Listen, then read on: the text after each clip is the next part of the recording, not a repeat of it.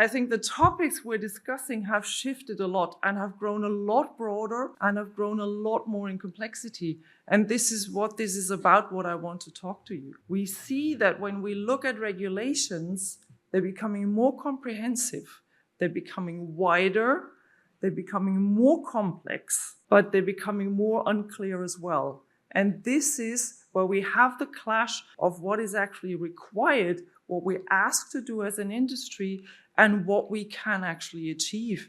And where we come in as a company is we have, from the day we started, trying to build the bridge of what is needed from a legislative, from a regulatory side, and how to actually make that work in operations. Because at the end of the day, this is what it comes down to.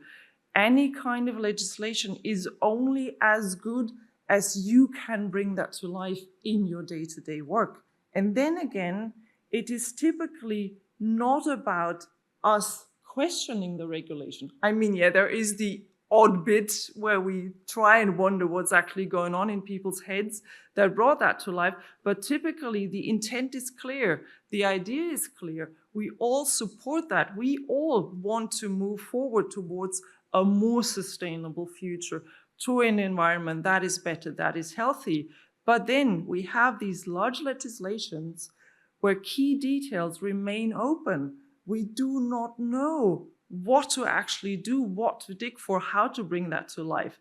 And this is where a lot of burden is carried by all the organizations in the industry. You need to meet the timelines. You need to fulfill the regulations in order to bring products to the market, but there is a lot of uncertainty.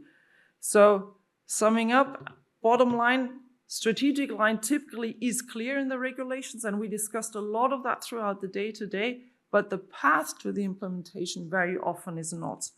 And I've brought a couple of examples. One, of course, a big chunk that I keep discussing a lot is the battery passport and then extending that to the digital product passport. Things are still evolving. We have a lot on paper, but a lot is missing still. We have a timeline, and it is clear that we need to start, we need to go forward, we need to get things started to be able to get going, but there's a lot still missing. We're still waiting for the delegated acts to actually know what to put in place, how to do a PCF calculation as it is required or would be required by the digital product passport. So we're kind of stuck in a limbo. We know that it requires an effort, we know that we need time, but we do not know how to actually get going. We have, in the same direction, the topic of the product carbon footprint, product environmental footprint as a whole, a big topic.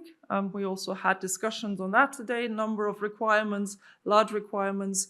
There we see a big challenge still that is going more detailed, going more granular. And thanks for your presentation as well, Flor, on the emissions that go both directions. So on the one hand side, we want to go more detailed. We need to get better in the data. We need to move away from assessments based on secondary data, go to more primary data.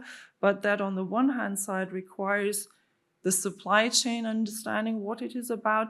It requires the reliability of the data that we collect. And what you presented, and thanks for that, that was very inspiring.